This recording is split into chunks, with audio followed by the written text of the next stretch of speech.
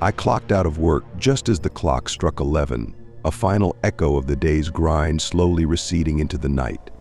The streets were blissfully quiet as I navigated the route home, a stretch of road that winds its way through a veil of mist and dense, shadow-cloaked forest. The fog clung to the trees like a shroud, distorting the world into a hazy silhouette. It was eerily peaceful, a stark contrast to the chaos of my office. The serenity was suddenly broken about 20 minutes from home. I noticed a single blinking light through the fog, an intermittent, unsettling beacon that seemed to dance in and out of sight. Just as I tried to make sense of it, the light blinked out completely. An uneasy feeling crept over me as I approached, the road ahead swallowed by the dense fog. Without warning, a small car swerved into my path.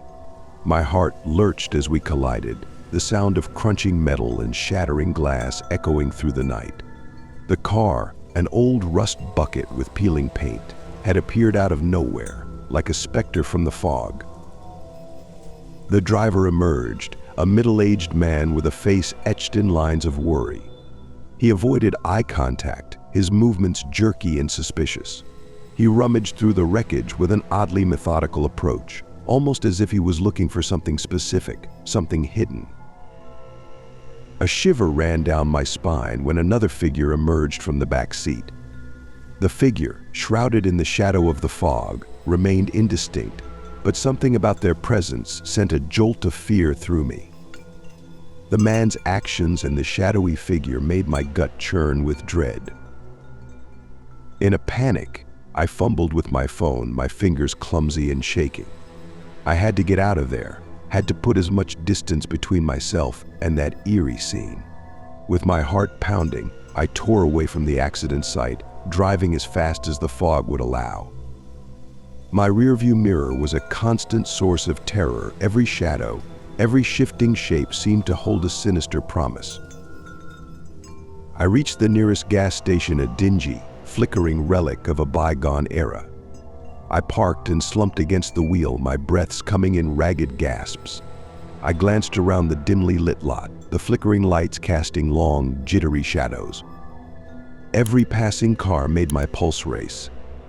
I wasn't just afraid, I was petrified. I waited, my eyes locked on the road, willing it to remain empty. The tension was a living thing, a palpable force pressing down on me. Each minute that ticked by felt like an eternity. What if they were following me? What if the fog was concealing something far worse? As the minutes dragged on, my fear morphed into a gnawing anxiety. I couldn't shake the image of that man's face, the way he avoided my gaze, the spectral figure from the back seat. It was as if the fog had become a barrier between reality and something far more sinister. Eventually, when the clock struck midnight, I dared to pull away from the safety of the gas station. The fog seemed to have thickened, swallowing the road ahead in a dense, suffocating embrace. My headlights cut through the mist like a knife, revealing only a shifting veil of white. Every turn felt like a descent into a deeper nightmare. I drove with a heightened sense of urgency, my eyes darting from shadow to shadow to shadow, half expecting something or someone to emerge from the fog. The radio, which had been a comforting presence, now seemed to amplify the silence, its occasional crackle a reminder of the void that surrounded me. I finally reached the familiarity of my driveway, the safety of home, a welcome reprieve from the terror that had enveloped me. But as I turned off the engine and stepped out, I couldn't shake the feeling that I was still being watched, still pursued by the unsettling events of that night. The fog had retreated, leaving the road clear, but the echoes of that encounter lingered. In the quiet of my home, I tried to forget the eerie figure and the suspicious driver. Yet as I lay in bed, every creak of the house, every gust of wind outside seemed to whisper that the fog had not just hidden things, it had revealed them. And whatever had been lurking in the shadows might still be out there, waiting.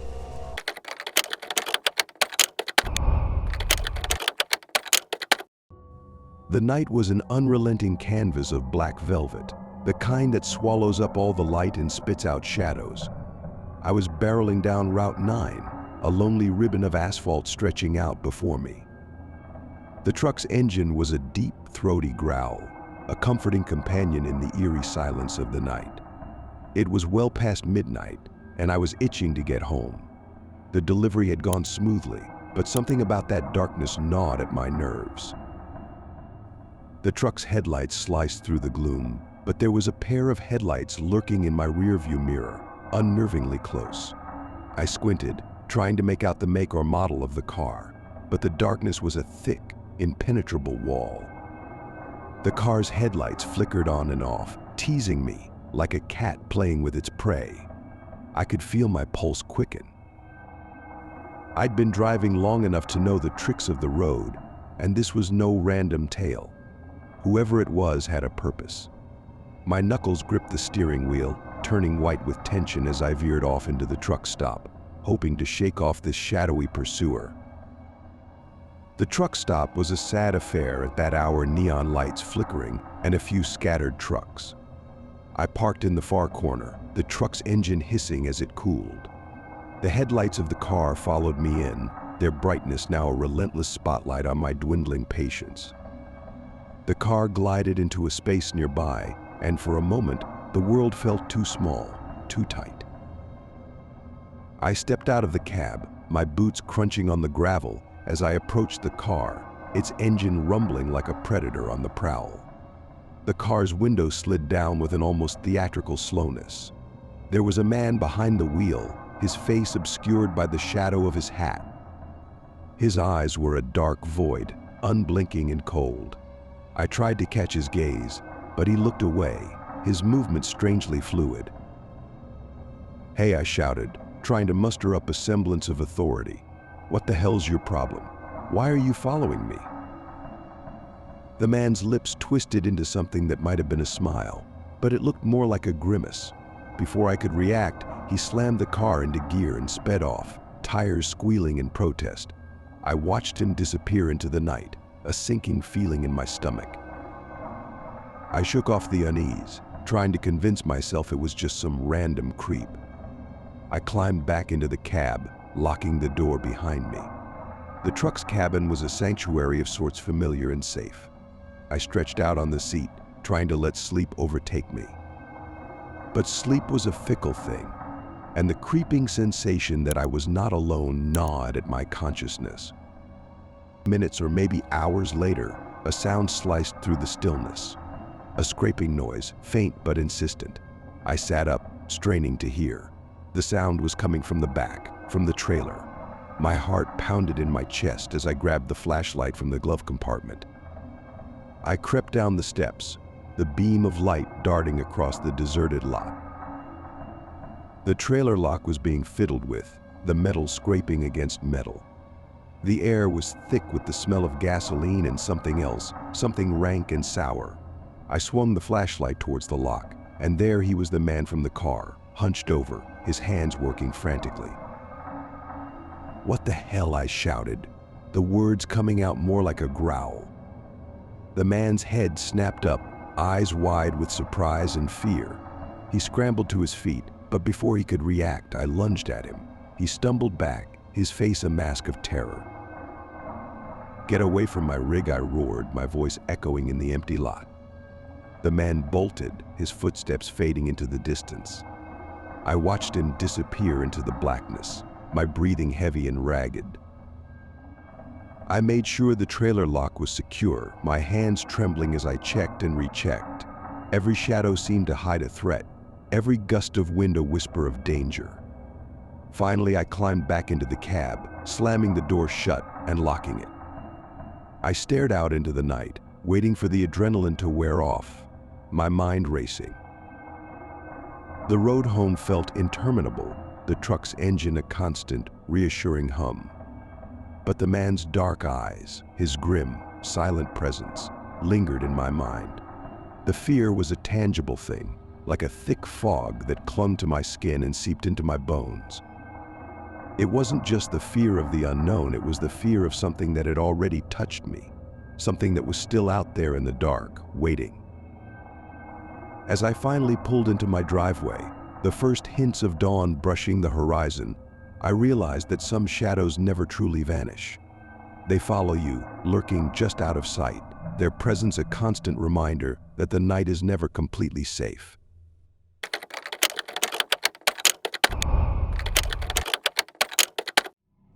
It was the kind of night that makes you regret ever stepping out of your comfort zone. The concert had been everything you'd expect in a high-crime area, thrilling, loud, and filled with the kind of reckless abandon that makes you forget about the lurking shadows. But when the final encore faded and the crowd thinned, reality came crashing back with a vengeance. Traffic, an unyielding snarl of metal and frustration, had us trapped in a sea of headlights and honking horns. The kind of traffic that makes you wish you'd stayed home with a good book and a bottle of wine. "Let's take a different route," I suggested, my voice barely audible over the cacophony outside. The others in the car nodded, and we turned off onto Hawthorne Lane, a quiet street that seemed like a sanctuary compared to the chaos behind us. As we drove, an uneasy feeling settled over me, like a cold hand resting on my shoulder. I noticed something strange, a peculiar number of people, more than you'd expect for a street so desolate, standing on the sidewalks. Their faces were turned toward us, their eyes unblinking and oddly vacant. There were no other cars, no movement except for the occasional shifting of those pale, ghostly figures. The car ahead of us was parked sideways at the end of the street, blocking any further passage. The two men who had been loitering near the car seemed to notice us at the same time we noticed them. They approached with a kind of grim determination, their faces hidden beneath the brim of their hats, and I couldn't shake the feeling that they weren't just curious, they were waiting. The men moved with a deliberate slowness, as though they were savoring the moment, a sinister prelude to whatever was about to unfold. My heart raced, a drumbeat of panic that seemed to echo in the cramped space of the car. One of the men rapped sharply on the window, his knuckles making a hollow sound that resonated through the silence of the street. "Where you headed?" he asked, his voice low and grating, like gravel sliding through a rusty pipe. I tried to look calm, though my fingers trembled as I gripped the steering wheel. "Just trying to get out of here," I said, my voice betraying a nervous edge.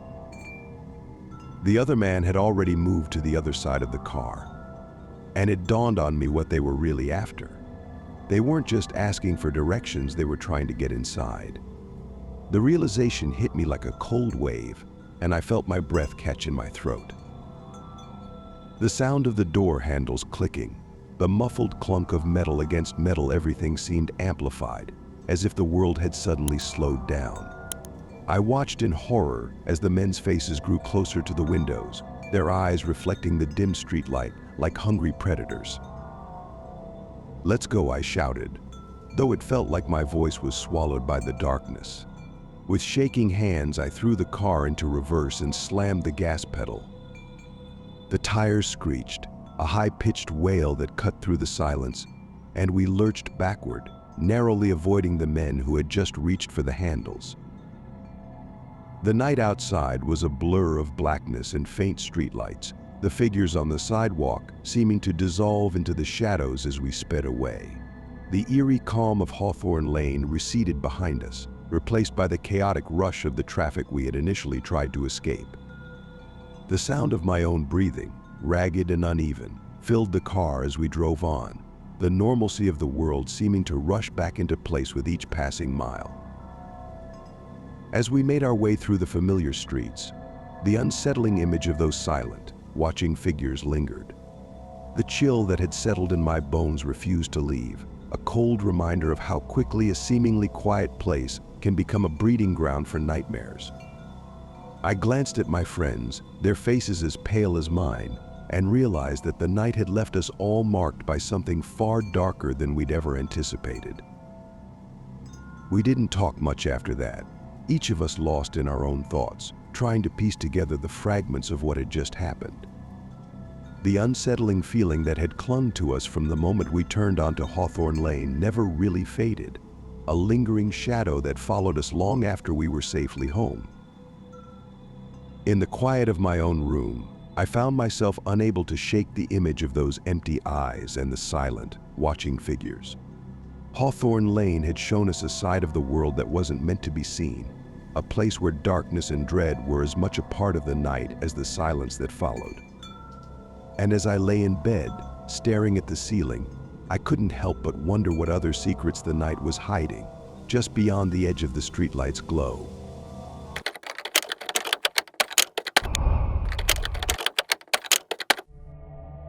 I'd just wrapped up another grueling shift, the kind where your bones ache and your eyes are too tired to stay open. The clock had struck midnight when I finally stepped out of the office, the night air sharp and biting, as if it had its own vendetta against me. I trudged to my car, a beat-up sedan that had seen better days, and started the engine with a weary groan. The road home was a lonely, serpentine stretch, cloaked in a suffocating darkness that seemed to swallow every sound. It was a side road, rarely used, but it was the quickest route through the dense forest that separated me from the comfort of my bed. The fog rolled in thick and heavy, a ghostly blanket that obscured the world beyond the car's dim headlights. I drove cautiously, the fog making it feel like I was navigating through a murky abyss. That's when I saw a blinking light, a weak, intermittent glow barely visible through the fog. My instincts screamed at me to slow down, and I eased my foot off the gas, peering through the windshield as the blinking light grew more distinct. In an instant, a small car erupted from the fog and lurched into my path. There was no time to react. My heart slammed against my ribs as the cars collided with a jarring crunch. The impact wasn't severe, but it was enough to leave both vehicles shuddering. The driver of the other car, a middle-aged man with a weathered face and a disheveled appearance, emerged slowly, as if every movement was a chore. He avoided my gaze, his eyes darting around like a cornered animal. His clothes were rumpled, and he seemed disoriented, his movements erratic as he staggered toward me. "Let me check the damage," he mumbled, his voice low and hushed, as if he was afraid of being overheard. His eyes flitted nervously between the crumpled fender of his car and my own vehicle. I could barely make out his features in the murky light, but something about him felt off his jittery demeanor, and the way he kept glancing over his shoulder made me uneasy. Then I noticed it. In the dim, flickering light of the street lamps, there was movement in the back seat of the man's car. At first, it was just a shadow, shifting in the darkness, but then it was unmistakable. I saw a form small, twisted, and unnatural, moving as if it was trying to claw its way out. My blood ran cold. I couldn't quite make out what it was, but the sight filled me with a dread so primal it left me frozen. Without a word, I backed away, my hands trembling as I fumbled for my keys. I had to get out of there fast. I jumped into my car and tore away from the scene, my heart pounding like a drum. My thoughts raced, tangled in a web of fear and confusion. Who was that man? What was in his car? The questions spiraled through my mind as I drove, my eyes darting between the rearview mirror and the road ahead, terrified that I might be followed. I reached the nearest gas station, a decrepit, neon-lit outpost that seemed to have been forgotten by time. The station was deserted, save for the flickering overhead lights and the hum of the ancient pumps. I parked the car and sat there, staring into the darkness, my breath coming in shallow, rapid bursts. I waited, every shadow and every sound setting my nerves on edge. The minutes dragged by, each one feeling like an eternity. The fog continued to roll in, thickening the darkness and obscuring the world beyond the gas station's feeble glow. I kept my eyes peeled, half expecting to see the man's car materialize out of the fog, but there was nothing, just the endless, oppressive silence.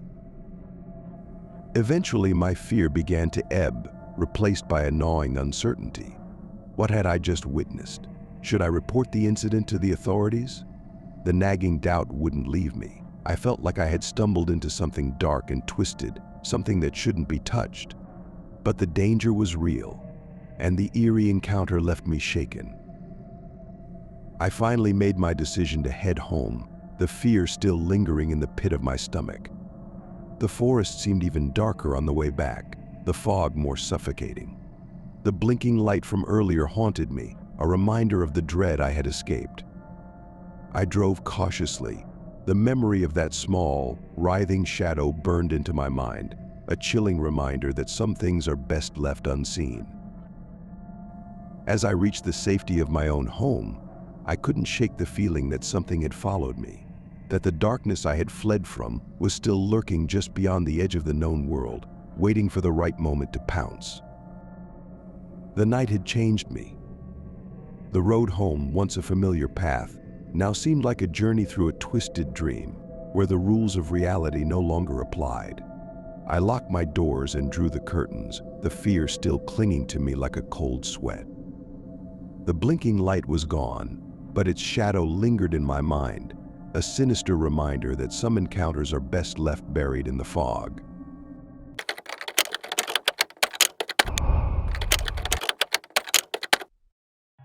I'd always liked driving at night. It's peaceful in a way that daylight never is.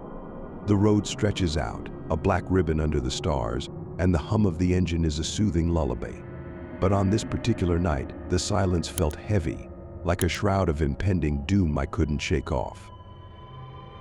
I was making a late-night delivery, one of those long-haul runs that stretch through the quiet hours when the rest of the world seems to be holding its breath. My truck rumbled into the truck stop at just past midnight, the neon sign flickering weakly in the oppressive darkness. The place was as deserted as a ghost town. A few scattered trucks, some with their engines off, and a diner that had long given up on serving anyone who wasn't desperate or stranded. I eased my rig into a parking spot, the gravel crunching beneath the tires. As I was about to climb out, I noticed an old white car pulling in behind me. The thing was ancient, with rust patches that made it look like it had been scraped with a knife. The driver didn't bother with the lines, he just parked too close to my trailer. My gut twisted a little. I brushed it off as paranoia. Maybe the guy was tired or drunk. I went about my routine, checking the trailer, locking it up, making sure everything was secure. Just as I was about to head inside for a cup of coffee, I saw him. A figure moved in the shadows behind my trailer. I could barely make out the shape, but it was unmistakable. The intruder was working at the lock, his silhouette shifting as he fumbled with the mechanism. My heart rate kicked up a notch. I squinted, trying to make sense of the scene. Was this some kind of late-night thief, or was I looking at something more sinister? I didn't have time to think. I yelled out, my voice rough and loud, "Hey, what the hell do you think you're doing?" The intruder froze for a second before scrambling away, disappearing into the darkness like a shadow fleeing dawn. I didn't wait around. I jumped into the cab, my hands shaking slightly as I started the engine. My eyes darted to the mirrors. The old white car was still there, but it seemed even more out of place now, its headlights casting eerie reflections against the walls of the truck stop. I drove off, the asphalt stretching before me like a ribbon of uncertainty. As I headed back home, every crack in the road, every shadow at the edge of my vision seemed to take on a menacing form. I couldn't shake the feeling that I was being watched, pursued by something that was far more than just a late-night thief. I tried to focus on the road, on the familiar landmarks, but the fear gnawed at me. My thoughts kept drifting back to the intruder and that damned white car. The lock on my trailer was secure, but what if he had done something else? What if he had left a trace, something sinister that I couldn't see? When I finally pulled into my driveway, I felt a rush of relief mixed with a residual tension. I checked around the truck, making sure there were no signs of tampering. Everything seemed fine, but the uneasy feeling lingered. I climbed into bed, my mind racing through the night's events, replaying them over and over. Sleep didn't come easily. I tossed and turned, haunted by the image of that rusted white car and the shadowy figure that had tried to break into my trailer. As dawn began to creep in, I finally drifted off, but the dreams were filled with dark shapes and whispering voices, the kind that seemed all too real. The next morning, the sun was shining brightly, and everything seemed normal again. But as I drove into town, I couldn't help but notice that old white car, parked inconspicuously among the newer models in the lot. It was still there, as if it had been waiting for me. And that's when I realized I hadn't just seen an intruder last night. I had witnessed something darker, something that had been lurking in the shadows. The fear that gripped me was not just about a botched theft, it was a warning of something more insidious, an omen that the dark was closer than I had ever imagined. Every time I pull into a truck stop now, I find myself glancing over my shoulder, half expecting to see that old white car following me, its rusty frame a harbinger of something I might never fully understand. The road may seem endless, but I know that some stops are better left unvisited.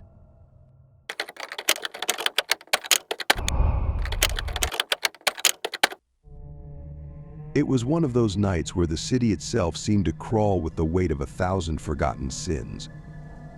My friends and I had just escaped a concert in one of the worst parts of town, an area known for its pervasive unease, a place where the hum of electric guitars was drowned out by the far more sinister noise of sirens and whispered threats. We'd left the venue late, the neon lights of the concert hall still flashing in our memories. The drive back was supposed to be a straightforward journey, but as fate would have it, we were ensnared in the kind of traffic that makes you believe in the existence of cosmic irony. The main road, normally a lifeline through the city, was jammed tighter than a can of sardines, and the seconds ticked by like mournful crows.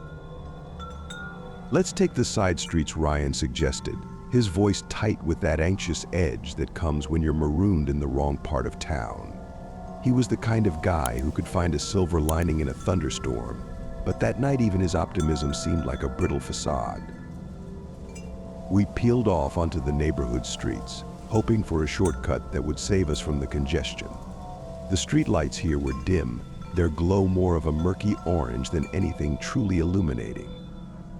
The houses loomed close together, their windows darkened, eyes that seemed to watch but never blink. It wasn't long before we noticed something unsettling: the people. They were like shadows, appearing and disappearing in the narrow, unlit stretches between the houses.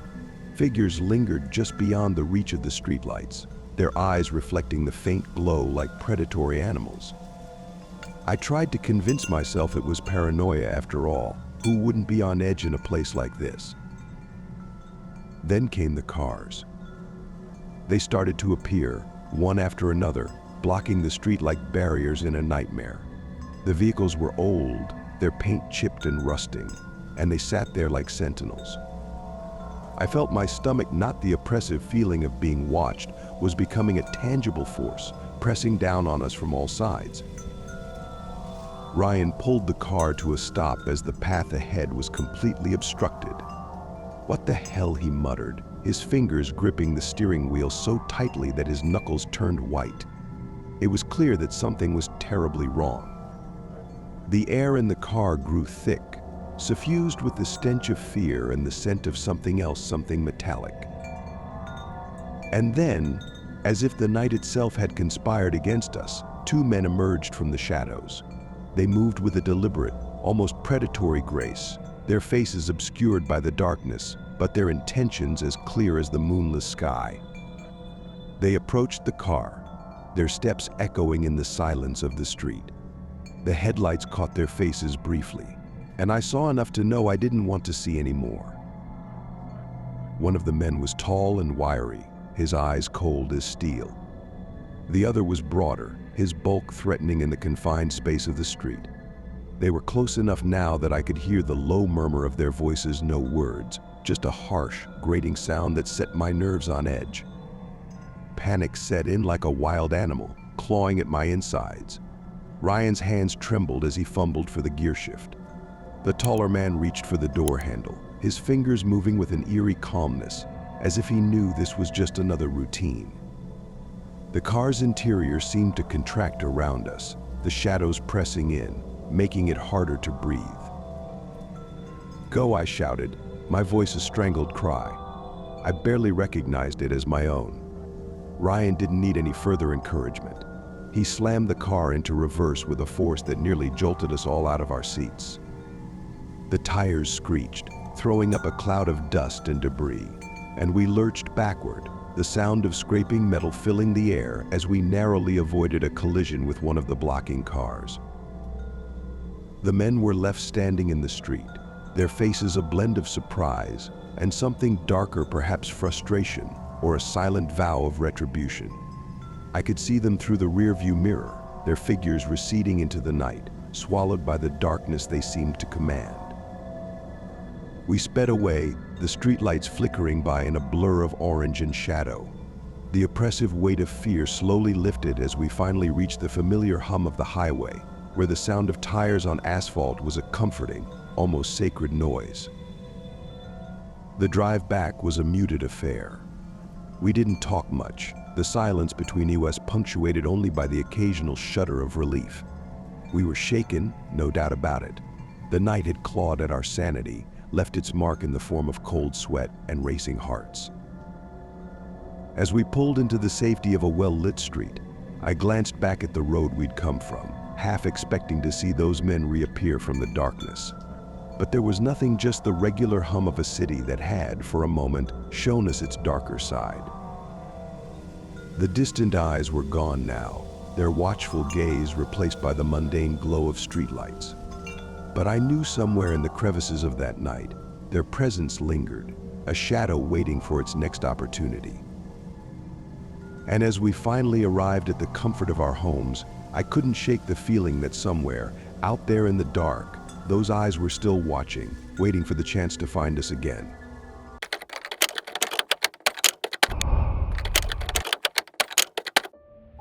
I'd always imagined my first solo road trip to college would be an adventure. The kind where you lose yourself in the hum of the tires and the endless stretch of asphalt. But nothing could have prepared me for the reality of that night, where every turn seemed to twist into a nightmare. It was around 10 o'clock when I pulled into the gas station. The place was nothing more than a rusty old sign and a flickering light bulb hanging over a pump that looked like it hadn't been used in years. I'd been driving for hours and the lonely stretch of highway seemed to stretch endlessly before me, the only companion being the soft, rhythmic hum of the engine. I'd planned to make it to my hotel around 11, but a quick refuel was necessary. The thought of the warm bed awaiting me kept me going, even as the night grew darker and more oppressive. The gas station attendant, if you could even call him that, was unlike anyone I'd ever seen. He was a man in his 50s, his clothes tattered and smeared with grime. His eyes were hidden under a battered cap, but I could still feel them dark, hollow pits that seemed to see right through me. As I got out of the car to pump the gas, he shuffled over to me, his movements slow and deliberate. "Take the exit back onto the highway," he said, his voice rough and raspy, like sandpaper scraping against a rough surface. I frowned, trying to make sense of his words. The exit he was talking about was a one-way road leading off the highway. It didn't make any sense to take it. The exit was a desolate stretch that didn't lead anywhere but deeper into the dark woods, and I had no intention of taking any detours. "Thanks, but I'm good," I replied, trying to brush off the uneasy feeling that settled in my gut. He watched me as I finished up and got back in the car, his gaze fixed and unblinking.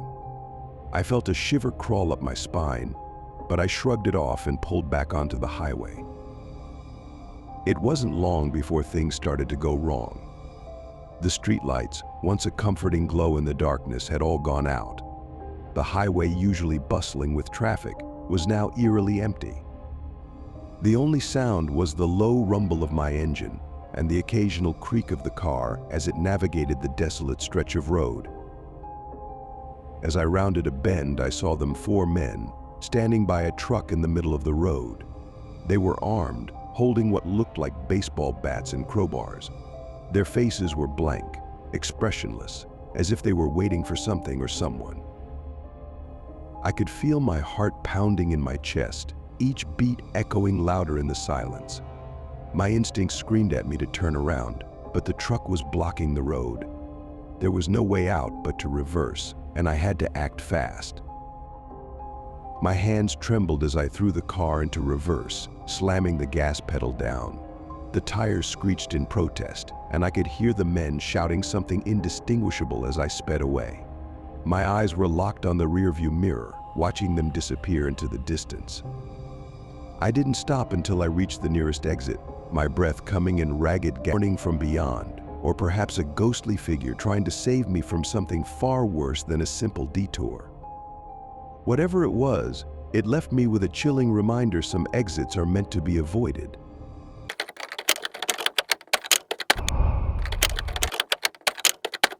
The last delivery. I'd been driving for hours that evening, lost in the monotonous drone of the engine and the blaring music from my old radio. The miles had stretched on like an endless ribbon of asphalt, and the sun was sinking fast, casting long shadows across the landscape. I was ready to call it a night when I received the order. A delivery to an address far beyond the usual range, a remote location that had me double-checking the details. The GPS took me off the main roads and onto a winding dirt driveway that seemed to devour the twilight. I drove slowly, the crunch of gravel beneath my tires the only sound breaking the eerie silence.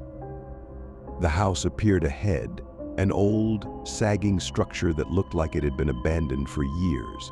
The paint was peeling, the shutters hung askew, and the only sign of life was a single porch light flickering against the encroaching darkness. I parked the car and stepped out, the cool night air brushing against my skin.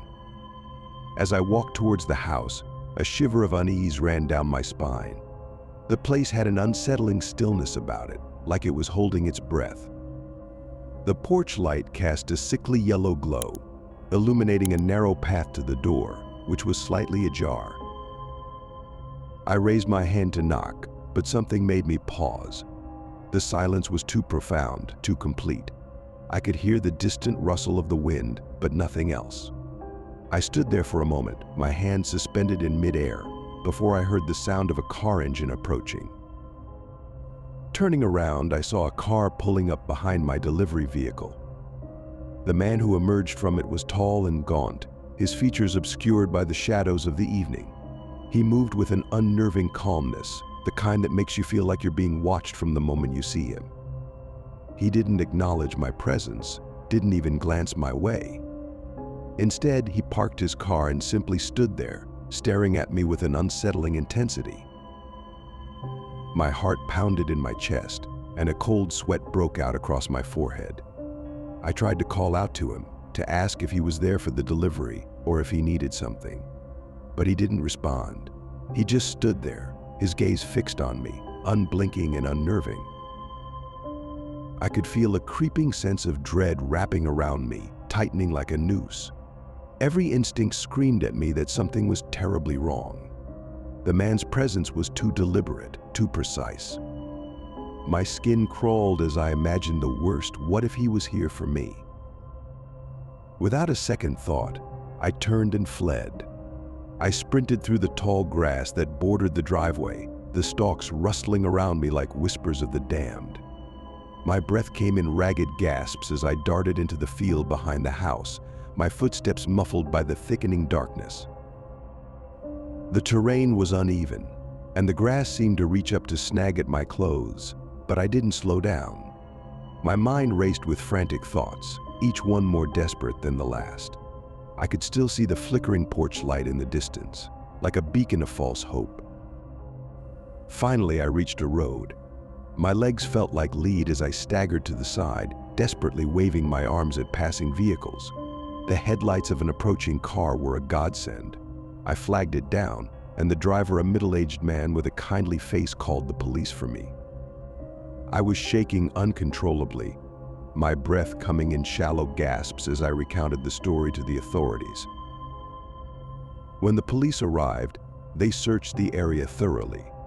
They combed through the field, the driveway, and even the house, but there was no trace of the man. No sign of him anywhere. They checked my car, it was untouched. There was no evidence of tampering or anything out of place. It was as if the man had vanished into thin air. They reassured me that it was probably just a misunderstanding, a figment of my overactive imagination. But I knew what I had seen, felt the oppressive weight of that man's gaze as it bore down on me. The feeling of being watched never left me. I drove home that night with a gnawing unease in my gut, the memory of that night seared into my mind. To this day, I wonder about that house, about the man who stood silently behind me in the dark. What was he waiting for? What did he want? I don't know. All I know is that sometimes, when the night is quiet and the world feels too still, I can still feel those eyes on me, watching, waiting. And I wonder, what if he's still out there, just beyond the edges of the light, waiting for his next delivery?